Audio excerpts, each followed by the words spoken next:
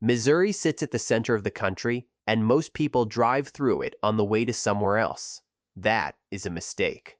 Behind the highway signs is a landscape of extraordinary violence, extraordinary ambition, and extraordinary forgetting.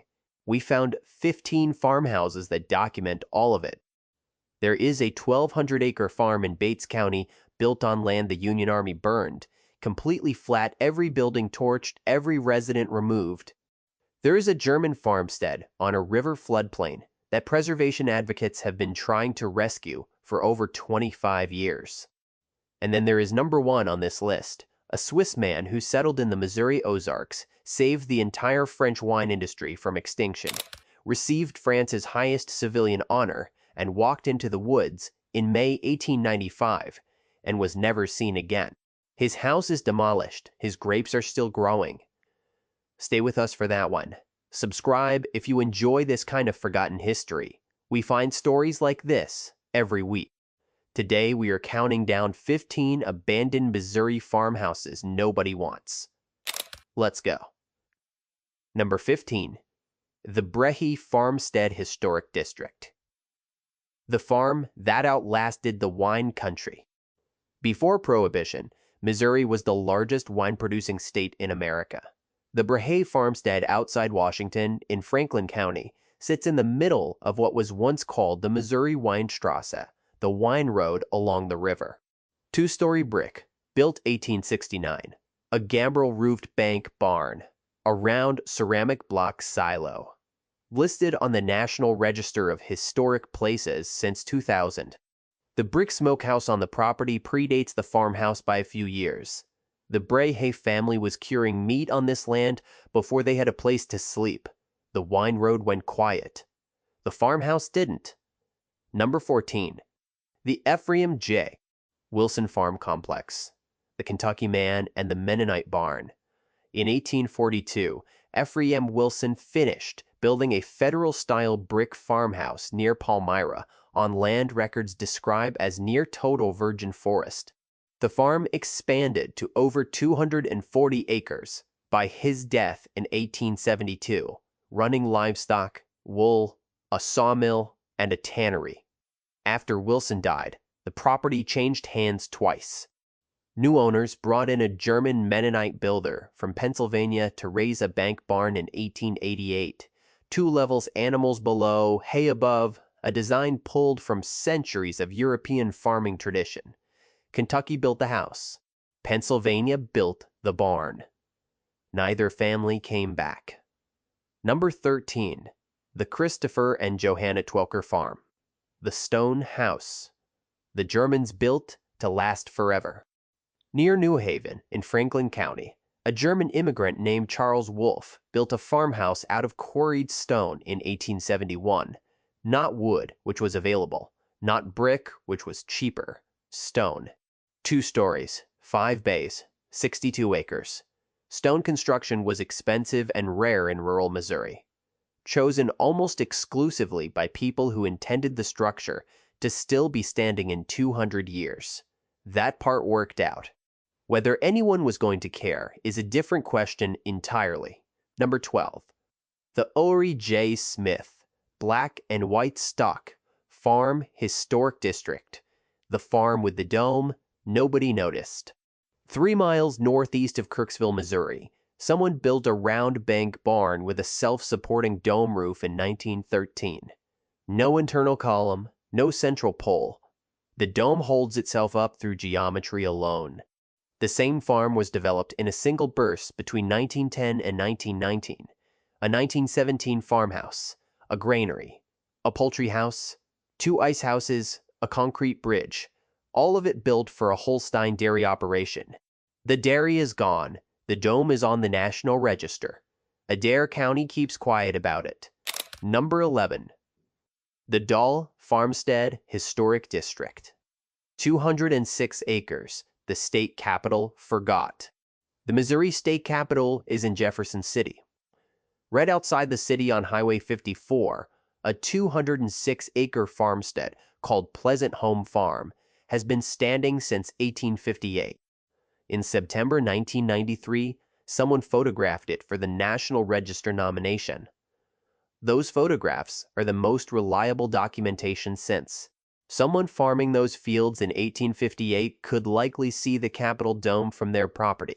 State legislators have been driving past this farm on Highway 54 for over 160 years.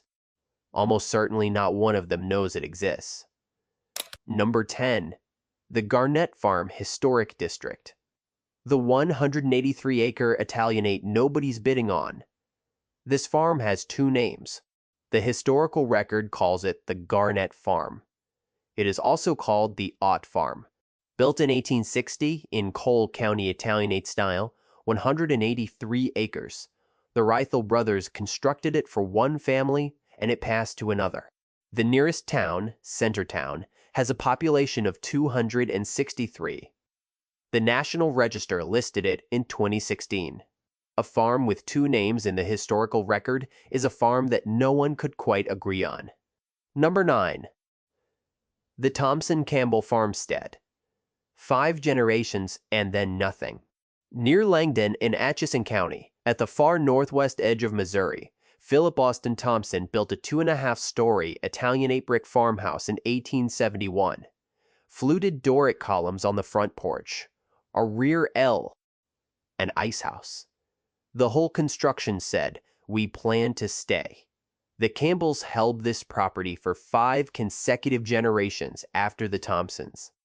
In 1905, 34 years after the house was built, someone replaced the original porch with one featuring classical columns, not maintenance, investment. The act of a family with no intention of leaving. At some point the chain broke. Nobody recorded exactly when. Atchison County has about 5,000 people. There is a great deal of open sky up there. Number 8. The Buford Carty Farmstead. The log cabin at the end of the road. 1847. Before the Civil War. Before the railroad reached this part of Missouri, Thomas Buford built a log cabin in Reynolds County using hewn timber, not milled lumber, which would have required a sawmill close enough to matter, which there wasn't. Every log was hand-shaped with an axe. The chimney was laid from stone, pulled out of the nearby ground. Reynolds County today, the county seat Centerville, has a population of 167. The cabin sits 3/4 of a mile south of Highway J on an unpaved county road. The federal government listed it in 2004 and submitted 21 photographs as documentation. The hand-hewn logs are original. They are not a reproduction. The road to get there is not on most maps. If you're finding these stories worth your time, drop a like on the video and let us know in the comments which of these you would most want to visit. We are just past the halfway mark. From here, the list gets heavier. Number 7. The O'Bannon Homestead, the Victorian farm that survived the Purge. On August 25, 1863, Union General Thomas Ewing Jr.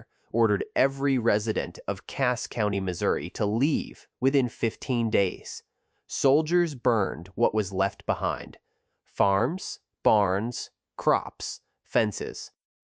Historian Albert Castell called it the harshest treatment ever imposed on United States citizens under the plea of military necessity in our nation's history.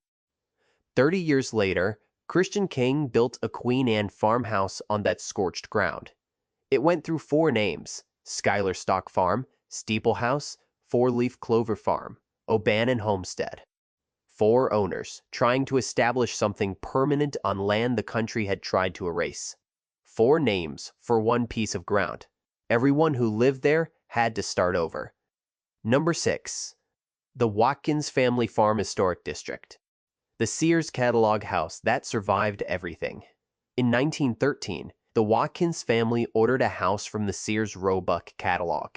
Sears Plan Number 227, the Castleton, arrived by rail as Precute lumber with a blueprint, and the family assembled it on 220 acres in Cass County on land Union soldiers had burned 50 years before.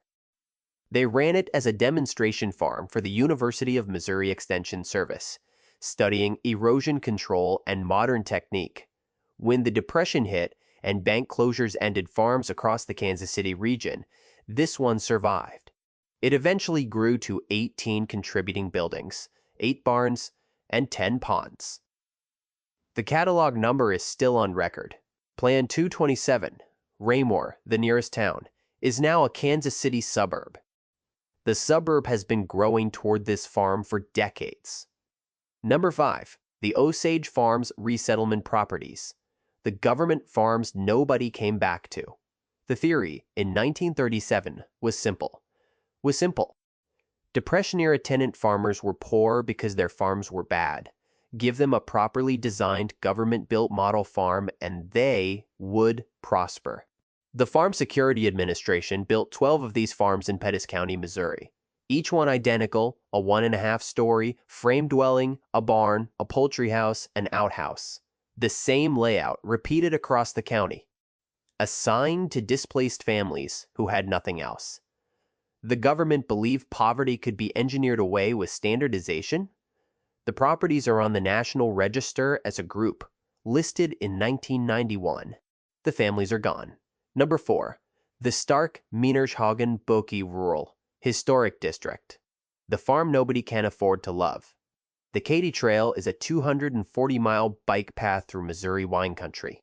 Cyclists, on the stretch near Marthasville, in Warren County, pass a 2-story brick house built in 1863 by Ludwig Stark, a German immigrant. Most of them do not slow down. Stark had bought 110 acres in 1863 and built the house and smokehouse.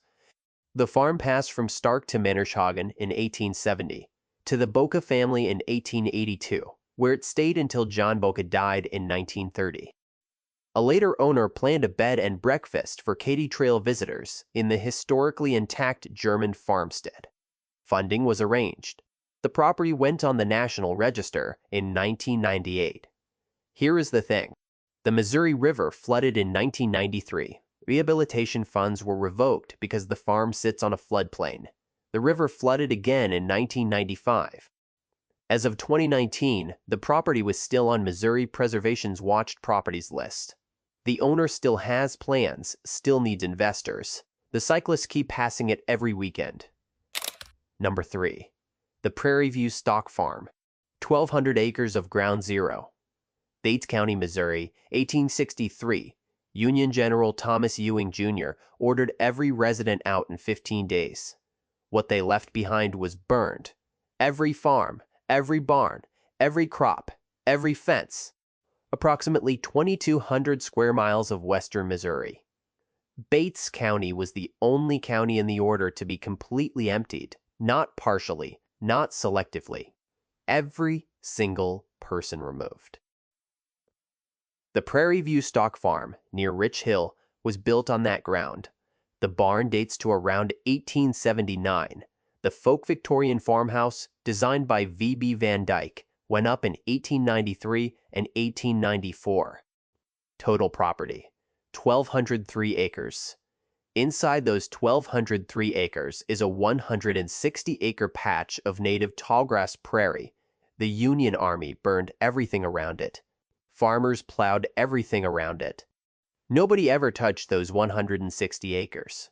The state of Missouri has designated them a natural area.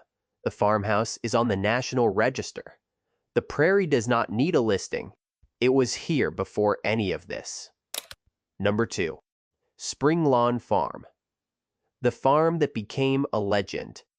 The Sheedy family was one of Springfield's most prosperous farm operations in the mid-1800s. 5 farms, commercial property on Commercial Street, the last large estate on the edge of the growing city.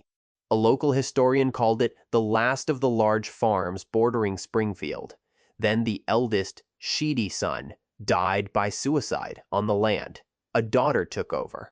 By the story that has been told in Springfield since at least the 1940s, she hired a caretaker with albinism to manage the property. His reputation, disputed, embellished, largely unverifiable, grew into something the city kept passing down for generations. The estate was auctioned in the 1970s. The house burned in 1988. As of 2022, the remnants were still disappearing into trees near Green Lawn Cemetery. A 2009 film used the legend as its premise. 3 generations of Springfield teenagers know this place by its other name. Almost none of them know the actual history. Number 1. The Herman Yeager Vineyard Farmstead at Monarch Springs. The man who saved French wine walked into the woods and never came back. What you find in Monarch Springs today is Newton County Ozark Hills. Trees, creek sounds, wild grapevines in the hollows. There's a monument in Neosho's Big Spring Park with descendant vines planted behind it. The farmhouse is gone. Hermann Yeager arrived from Switzerland in 1865, settling on 40 acres near Neosho with his brother John. In 1866, they planted their first vines, grafting Eastern American varieties onto wild Ozark rootstock, the sour grapes most people walked past. Remarkably hardy. In the 1870s and 1880s, phylloxera louse was devastating French vineyards at scale. Centuries of wine culture were collapsing. Yeager sent thousands of resistant rootstock cuttings across the Atlantic. They worked. In 1893, France awarded him the Légion d'honneur, the country's highest civilian honor. He was a Swiss immigrant on 80 Ozark acres who had developed approximately 100 grape varieties by that point. Then a local law banned alcohol sales. His income collapsed. In May 1895, he left a note at his farmhouse telling his family not to look for him. He walked away. He was never seen again. The farmhouse was eventually demolished. His hybrid grape, Yeager 70, is an ancestor of many varieties still grown today. The wine in your glass may trace back to a Missouri hollow. France honored him with its highest award. Missouri gave him a monument in a park. He asked not to be found, and wasn't. Missouri has more forgotten history than most people are willing to look for. These farmhouses are the documentation: who came, what they built, what broke them, and what survived. For me, it is number 1, Hermann Yeager, the man who saved French wine and walked into the Missouri woods. That story will not leave me alone. Which entry surprised you most? Let us know in the comments. Subscribe for more stories like this. We find them every week.